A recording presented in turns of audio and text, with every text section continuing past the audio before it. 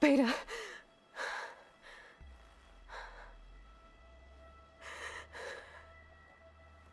Varl.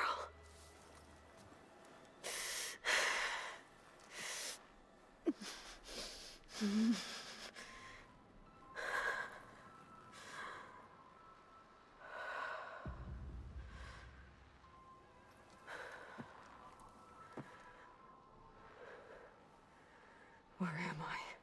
Ah, you're awake. You took quite a hit when Gerard attacked you. I imagine you must still be in a great deal of pain. I can assure you that we are safe. The others can't detect us here. You mean the other Zeniths? You must be Tilda. I wasn't sure if Beta would have told you about me. Where is she? Alive. And while she isn't where she wants to be, not in urgent danger. We must discuss how to get her back, of course, after you've shaken off the cobwebs. When you're ready, take the stairs down the hall and come see me. In the meantime, I'll make breakfast. Breakfast. Okay.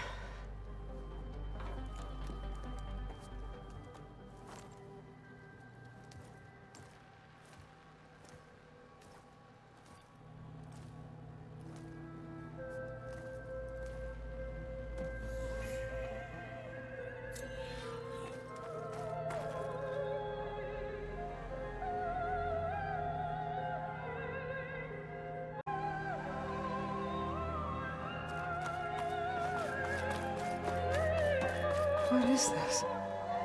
Just a few favorites from my collection. Rescued and stored here just before I went off-world. Take a look, if you like. I'm curious to hear your impressions. My friend is dead. Beta and Gaia are gone, and you want me to look at old paintings? Don't be so quick to dismiss the comfort we can find in art, or the insight we might gain.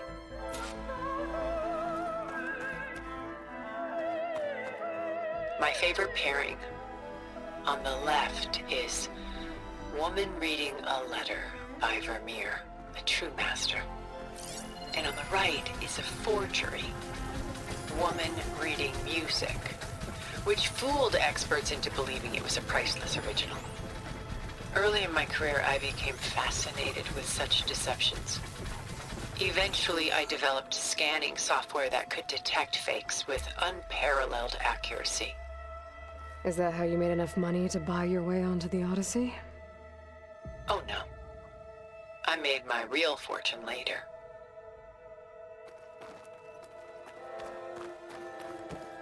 Selene and Endymion. She's the goddess of the moon, whereas he's a simple shepherd. Beside her is the god of love, Cupid.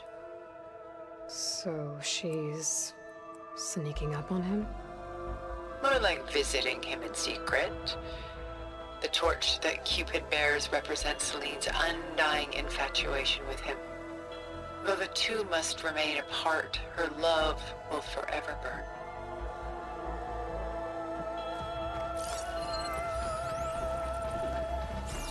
This is Rembrandt painting Jeremiah, a man in mourning. Mourning what? His home. The ancient city of Jerusalem. He foresaw its impending doom, but could do nothing to prevent it. So instead, he saved its treasures from destruction, just as I saved these works. You could say we're kindred spirits.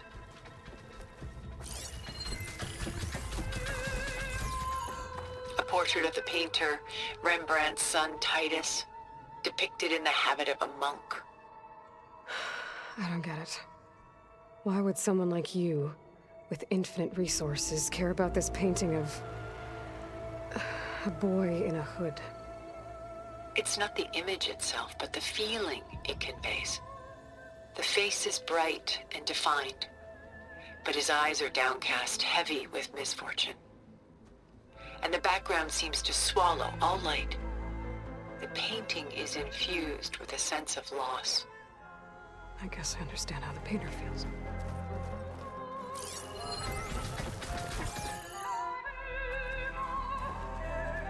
Rembrandt's The Night Watch, by far the most famous painting my homeland ever produced. It was commissioned to honor a militia made up of influential citizens. I guess you must have been an influential citizen. In my day. But not as influential as you've been in this new world.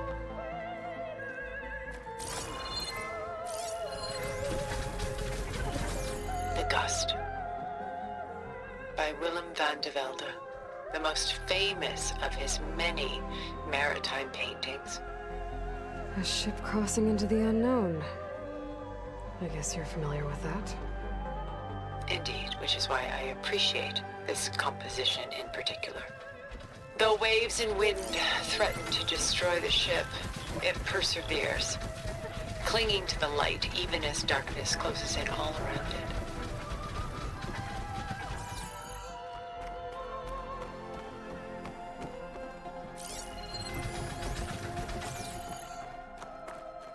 A lot of weight on his shoulders. I know the feeling.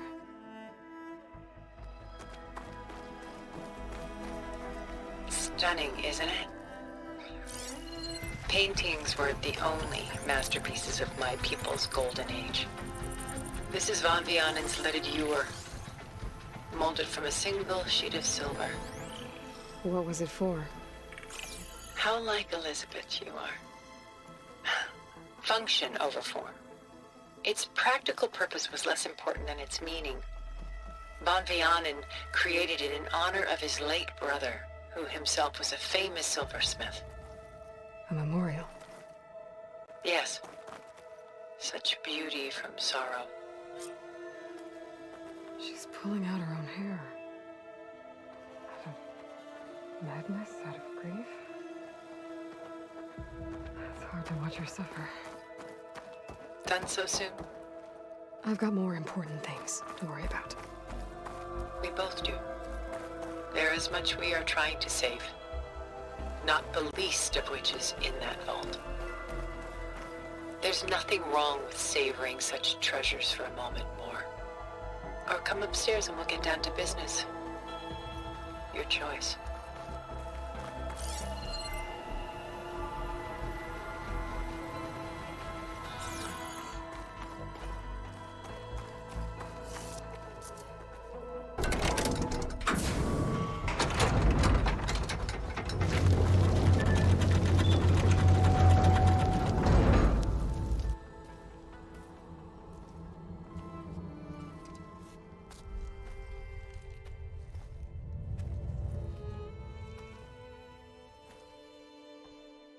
There you are.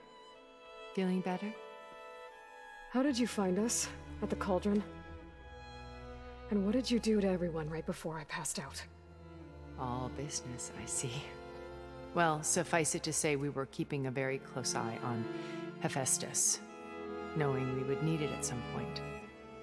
Your ruse didn't fool us, and as for my little trick, it was an overload of the senses, accompanied by an energy discharge. Gerard and Eric were only momentarily disoriented due to their shields, but it rendered you unconscious while I got you out. Perhaps some breakfast might steady you a bit?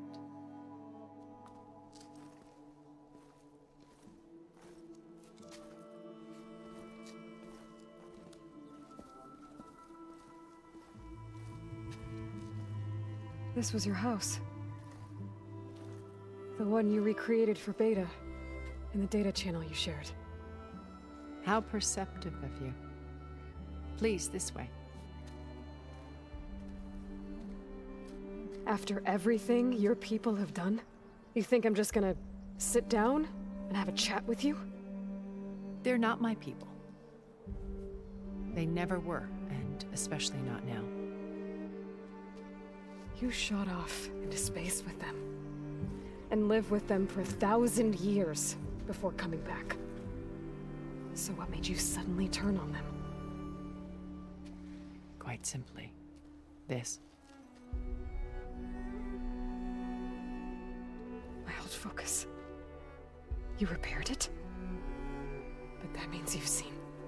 Incredible things. What you've accomplished in 2 decades of life.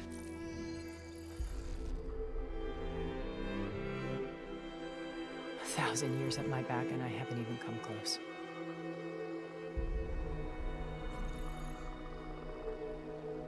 I'm sorry if I invaded your privacy, but I had to. In order to understand, to be enlightened. You truly are Elizabeth's blood. With her drive, her sense of mission, her integrity. Watching all this shamed me for the company that I've kept. Having seen it, all I want is to help you. Even if it means stopping your friends? Especially so. Please, sit down.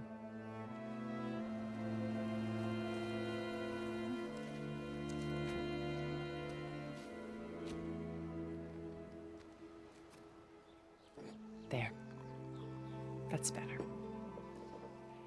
Now, we must recover Beta and Gaia at all costs.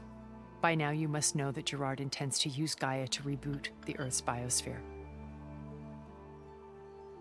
Remaking this world to specifications that would only suit us immortals.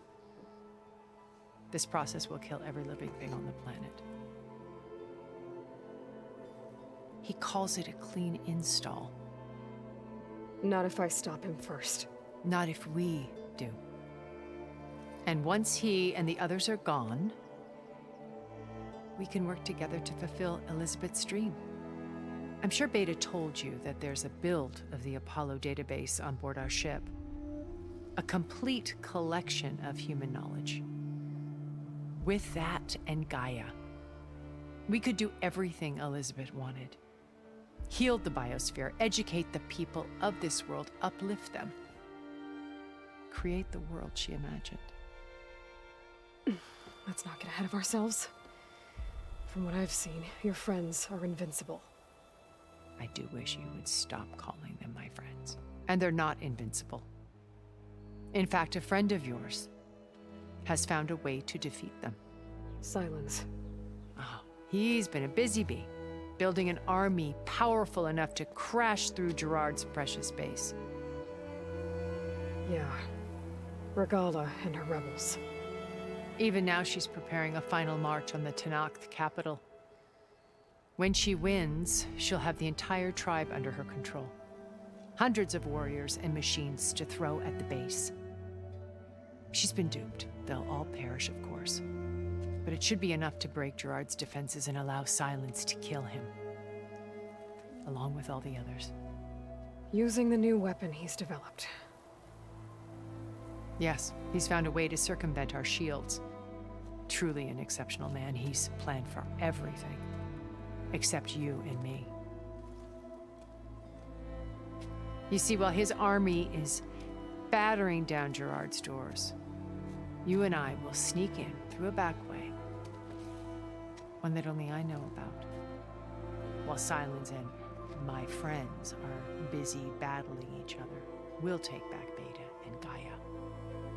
I told you I want to help you. I mean it.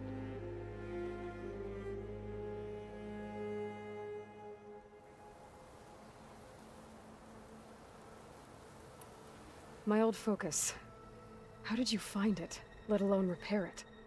When we encountered you at the Hades Proving Lab, Gerard saw you as a redundancy. I knew better. You were a revelation.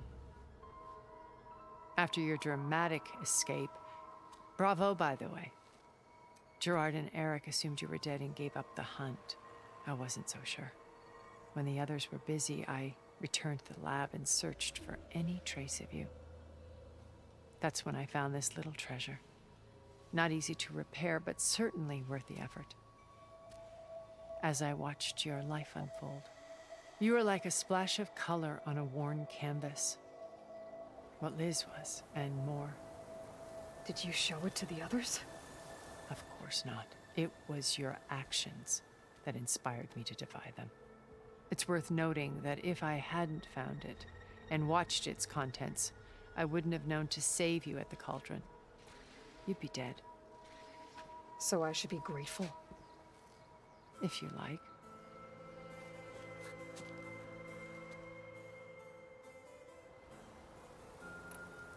You said Beta is not in urgent danger, so what are the Zeniths doing to her? Putting her to work. Merging Hephaestus with Gaia. A difficult, time-consuming task, as I'm sure you know. They will compel her if need be. But her life is not in danger. She's the only one who can do it. Because you people made her to be nothing but a tool. Gerard's idea, not mine. They always viewed me with suspicion when I attempted any form of kindness towards her. That's why I created the data channel. A virtual place where we could speak in peace. Beta told me your colony was destroyed. That you came back to Earth because you had nowhere else to go. It's true. After we reached our destination, a planet in the Sirius star system, we spent decades building a new home. The physical constraints of Earth, the boundaries of mortality, gone. To think of what we could have done with it. It might have been a utopia. Instead, we stagnated, absorbed in effortless comforts and virtual realities. It took a cataclysm to finally yank us out of our stupor. What happened? A massive geological event. We knew of instabilities in the planet core, but we underestimated them. By the time the collapse was upon us, it was too late to stop it. Only a few of us made it to the ship in time. We set course for Earth, the only safe harbor left to us. Which you decided to make unsafe for anyone else. Not me. Gerard. He believes it's better to wipe the canvas clean than work around the smudges. No more primitive tribes, no more combat machines, only a blank slate to do with as he pleases. But we will stop him. All we have to do is get into that base. How do you know about Silence's plan? He isn't the only one adept at spyware. You hacked his focus? No, he's too careful for that. But his subordinates? Not so much. He gave additional focuses to the tribals he branded the Sons of Prometheus. The ones working with Regala. By tapping their focuses, I learned about most of his dealings. The distribution of override technology, the arming of Tanakh rebels, and the secret pact with Regala to attack Gerard's base. But how did he come up with a weapon that can take down your shields? That's the one thing I haven't been able to figure out, but however he did it, I'm quite certain it will work. With it and the Tanakh army, victory seems to be within his grasp. Such a shame he'll be disappointed.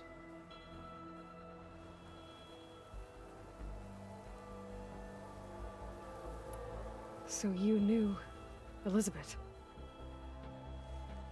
What was she like? Liz was everything she was. I see in you. And more. Your ingenuity, your determination, your moral compass. You've managed to distill her greatest qualities and make them your own. I'm not asking about me. Tell me about Elizabeth. What was she really like? The honest answer is that I don't actually know. For all the time that I spent with her, she always kept a part of herself locked away. It was like that from the moment we met. So when you met Elizabeth, she was what? Distant? Aloof? Not aloof. Not exactly. It was a summit in Paris about machine learning. A touchy subject in those days. Because regulatory authorities were just starting to clamp down on AIs. Liz gave the keynote address. She had already achieved great renown for her work in automated environmental reclamation. But in her address, she was just starting to imagine the next step. An AI-driven system that wouldn't just act on its programming, but actually take responsibility for its sphere of influence. To care about life. Not just follow orders. Revolutionary stuff. I was fascinated. And I wanted to meet her for a long time. I watched her after her talk. She had spoken with such moral authority, such empathy. But after that, she retreated. I could tell she felt uncomfortable with all of her admirers. It was as if giving the talk had cost her something. I didn't want to be a pest, so I planned my approach carefully. So how did you finally approach Elizabeth after her talk? I picked the right moment. The morning of the next day, right as she came back to the conference, she had just had her coffee. She was fresh, rested. It was like she had braced herself for the onslaught of colleagues. I asked if I could walk with her, then put forth a question about her talk that I thought was intelligent. Her answer made me realize it wasn't, but she was very welcoming. Almost as if we were previously acquainted. It was only halfway through the conversation that I realized she knew exactly who I was. It was quite a shock to me. My business was trafficking in secrets, and I took great pains to protect my anonymity. So that was Liz, perpetually one step ahead. I came to view our meeting as a metaphor for our friendship. She always seemed to know me far better than I knew her. I guess I know the feeling.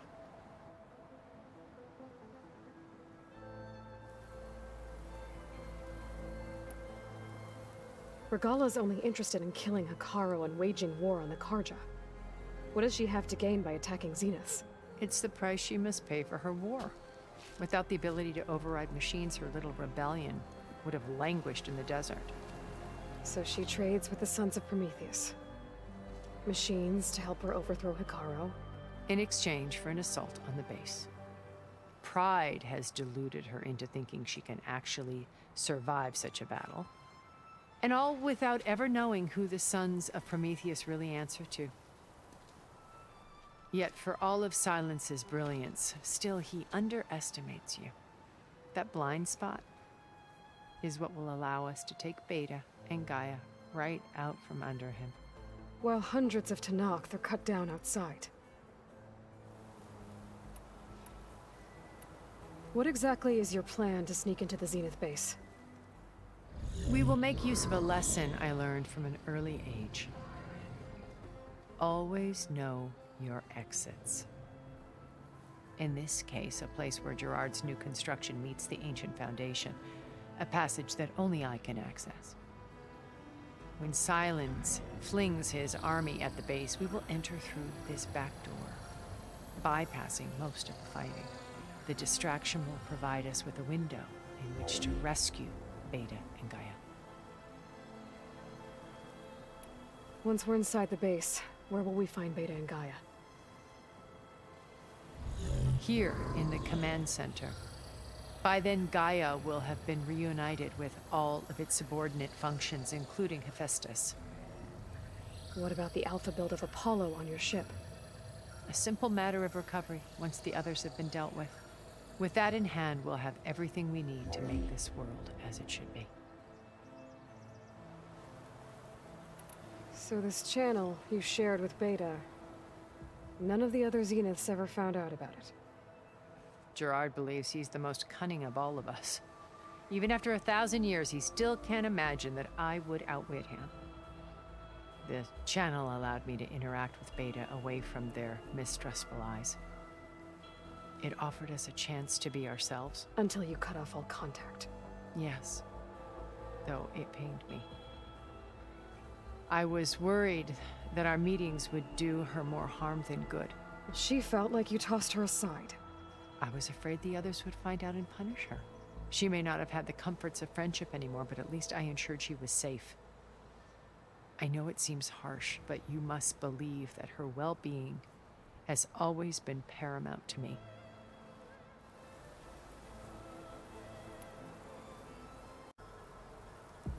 Why did you make the data channel look like this place? I built this house as a shelter to weather any storm. A safe place. Not just for me, but for the art stored below. Cultural artifacts of incalculable value. Truly some of the greatest achievements of human civilization. And you wanted Beta to see them? Yes. Her upbringing was so cold and technical. I thought if she could experience Vermeer and Rembrandt, it would bring something else into her life.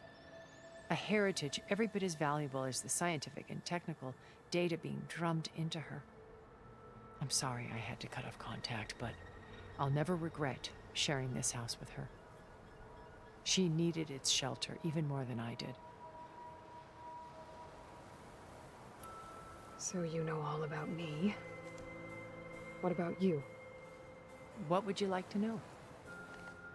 Well, start with your life on Earth.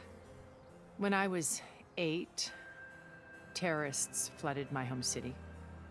Thousands drowned, my parents included. I was one of the few who survived.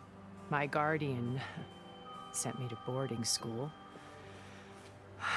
Among my peers, I was the strange girl, the orphan to be avoided. All because of circumstances beyond my control. Oh. So we're a lot alike, huh? Aren't we? You were an outcast. But you didn't let that stop you from getting what you needed. Neither did I. I climbed my way out of desolation and used my wits to build a fortune. First from the technical analysis of art and the detection of forgeries. Profitable expertise in those days.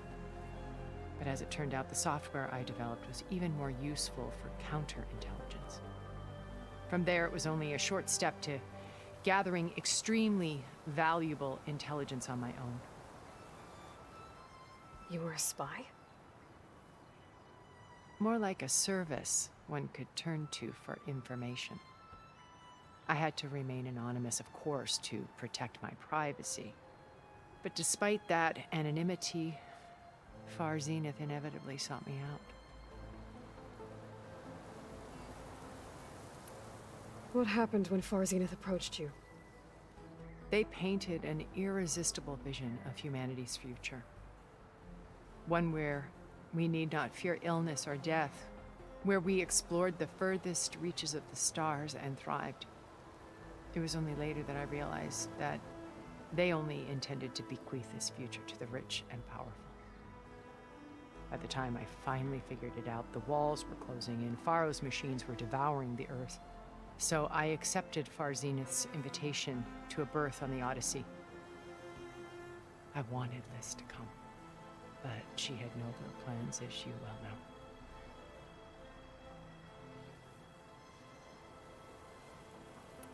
So you didn't know the other Zeniths were monsters until it was too late? I knew some of them were, certainly. It wasn't until we were off-planet that I understood the true scope of their greed. I was grateful to simply be alive, but the others became obsessed with a kind of effortless immortality. They built a colony where machines serviced their every need, where any memory or fantasy could be endlessly savored in virtual reality. It wasn't life. It was stultifying, a pampered dream state. As the decades passed, I withdrew more and more, alone yet again, but this time with eons to consider my mistakes. Now finally, having met you, I feel like I have a second chance. To do what? Help you, of course. To fulfill Liz's dream, which isn't so different from Far Zenith's original vision. A better future for humanity.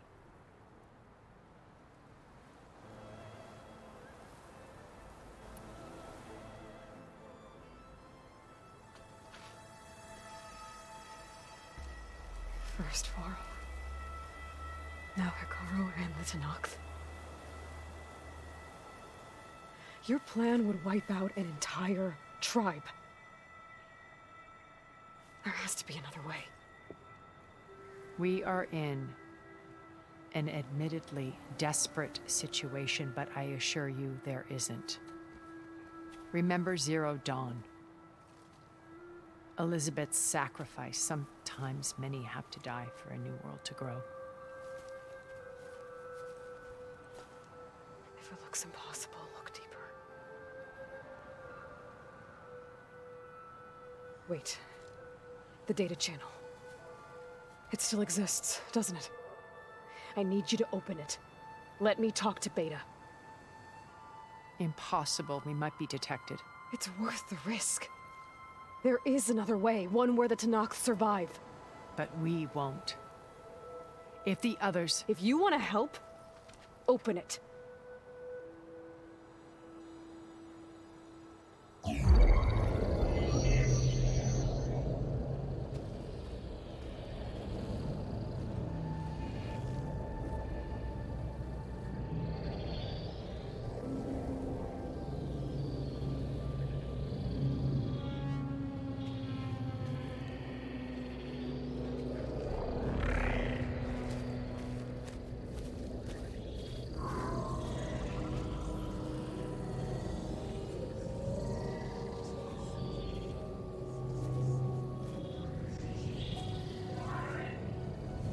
What are they doing to her? Virtual reality dissociation. The manual merge of Hephaestus will take hours upon hours of tedious micromanagement. If she resists the work, they run simulations to induce feelings of isolation and despair. Beta, can you hear me? You're alive. They're watching me. I can't hold up this extra protection for long. You should have killed me. No. No, look at me. I'm coming for you. I promise, okay? I just need you to hold out a little while longer and work on the merge.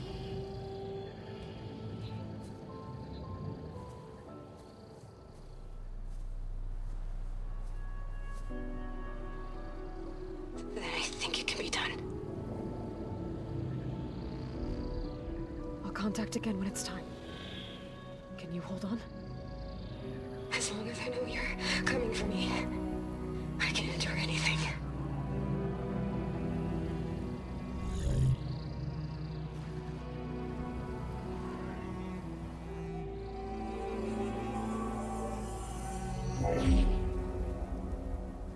All right. I did as you asked. Now I think you need to tell me what you're planning. I'm going to take Silent's army away. I don't need it. Only the weapon he made to penetrate your shields. And how do you propose to get it? Ask him nicely? Without Regala and her rebels, he won't have a choice. We'll be his only option. Only option for what? What did you tell her? That is between me and my sister. Will be Silent's only option for crashing that base. I'll tell you the rest later. But first, there are a couple of things I have to do. Oh. And what are those? Lay my friend to rest. And then I'm going to use the override that Beta gave me at Gemini to put an end to Regala's rebellion. From the air. Wait. Since you insist on doing things your way, I know of something that will truly help you make a grand entrance with the Tanakh. The ancient Horus Titans still possess electromagnetic energy cells as part of their arsenal. Drop one of those on Regala's army and they'll receive quite a surprise.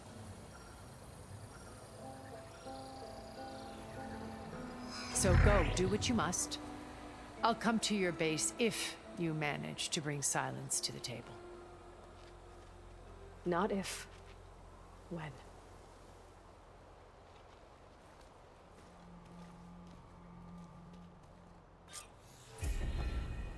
Erend, are you there? Aloy!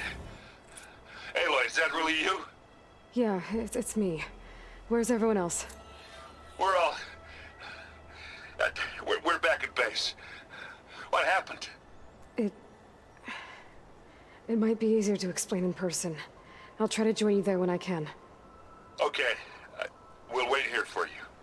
It's good to hear your voice, Aloy.